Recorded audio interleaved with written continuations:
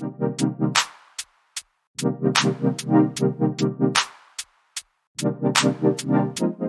going on, everybody, and welcome to the Other Side of the Firewall podcast, where we talk about the latest and greatest in cybersecurity news, as well as we highlight those movers and shakers and glass ceiling breakers, those people of color who made it to the other side of the proverbial firewall. My name is Ryan Williams, and as always, I'm joined by Shannon Tynes. What's up? What's up? What's going on? So welcome to Monday's episode. So Monday and Tuesday are our topics.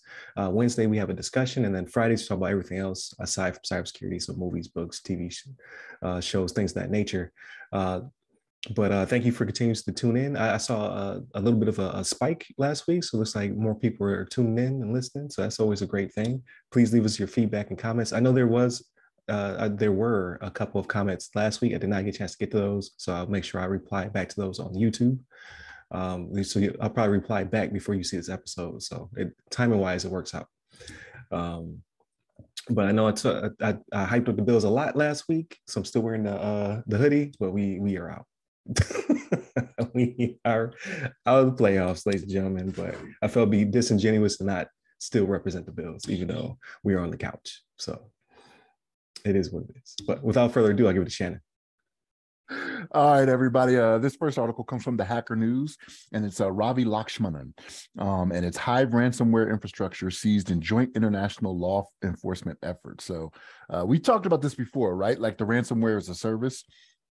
And what ended up happening here was there was an operation. Like I said, it was multinational, right? Multi-international. I don't know how you say that, but it was a coordinated law enforcement effort involving 13 countries. And the 13 countries that did this, actually, I'll give those to you as well, was Canada, France, Germany, Ireland, Lithuania, the Netherlands, Norway, Portugal, Romania, Spain, Sweden, the UK, and the US.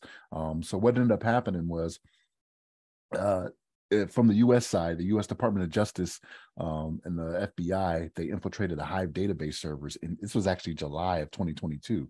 And they captured 336 decryption keys that were handed over to companies compromised by the gang, which effectively saved $130 million in ransom payments. So with this effort, what they ended up doing was they had the decryption keys. They went in there, got what they needed, and they went to these companies, was like, hey, on us, like, don't pay anything, right? And this is what we're trying to get to. We've actually done a couple articles on this, right? Like over in the UK, what they're trying to do with making it to where you don't pay these ransoms. It was something that came up in an article we did recently, actually, talking about the way that the U.S. wants to go, actually doing legislation to actually go the same route, right?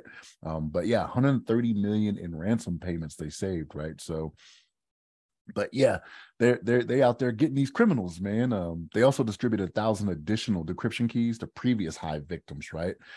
So they're out there just trying to help people and be like, look, don't not necessarily fall for this, but don't pay this money, right, to these cyber criminals, because it only makes it to where they want to keep doing this, right? So, but yeah, this Hive gang was actually they say that they're this was back in November of 2022. They were the sixth spot behind Royal, Lockbit, Alv, Beyondland, and LV for having victims in the month of November, right? So in November of 2022, that's what they with their 11 victims, they were in sixth place. So that's kind of up there, right? So, and the fact that it's a gang and it's got multiple people, that's another good thing, right? So, but they're serious about getting these folks, right? So the U.S. Department of State, right, in an announcement that was in line with this, they were offering awards of up to $10 million for information that can help link the Hive ransomware group or other threat actors to foreign governments. So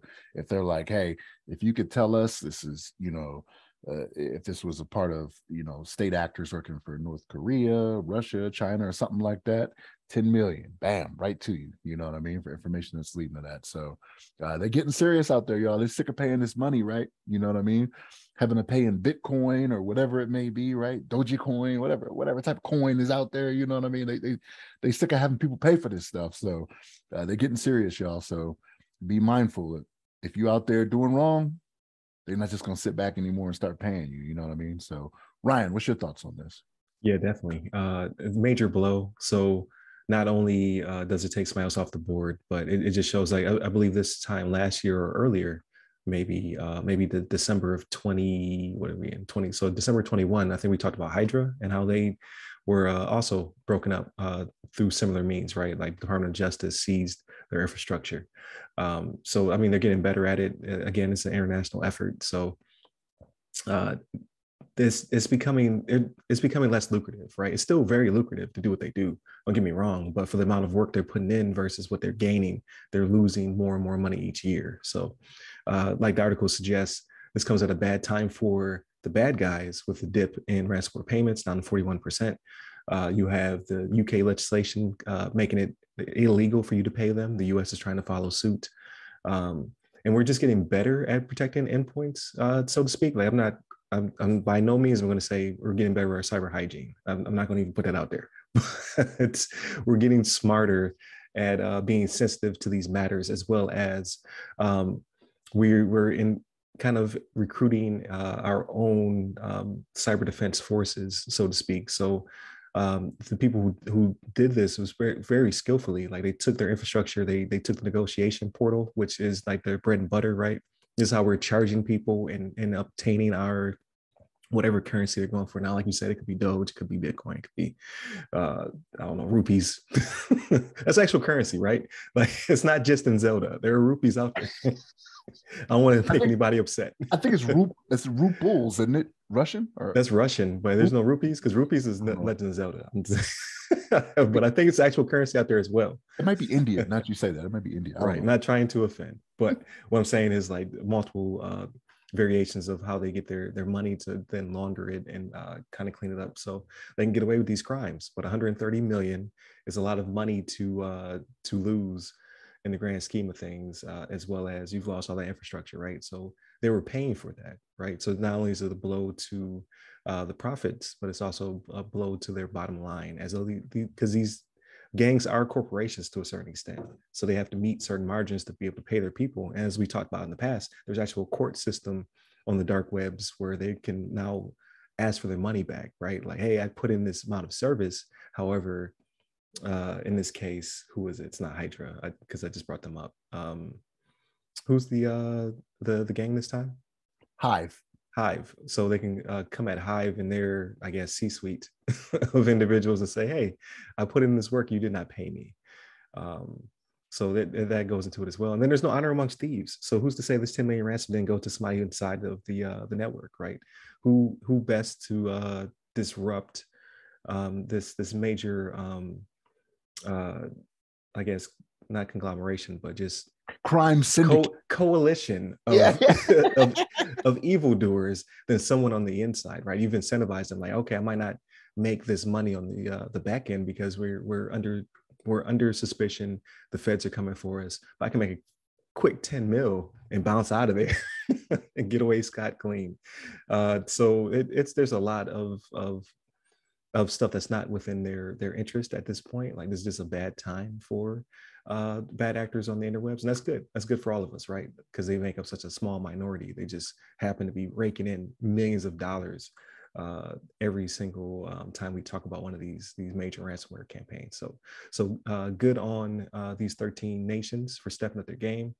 They didn't really say who was in the lead in this case, but they're all allies, and they all are suffering from the same, I guess, woes that the U.S. is when it comes to millions of dollars being pulled out of our corporations to pay for these ransoms and to get these keys, which thousands of keys were, decryption keys were just given back out to those impacted. So again, great news story.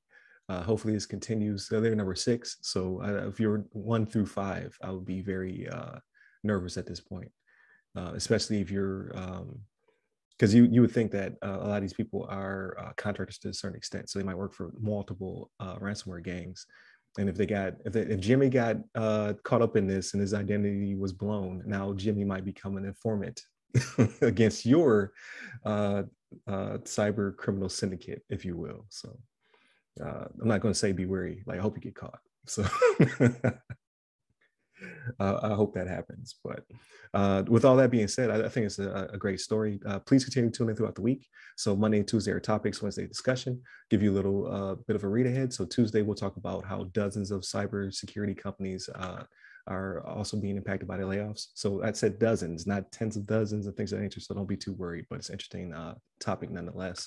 And then Wednesday, we will discuss how the U.S. Air Force has selected Howard to be a partner for their technology for military systems and receive up to $12 million a year to do so for the next 5 years. So that'd be an interesting discussion as well. And then Friday, everything else. So definitely tune in for that as well.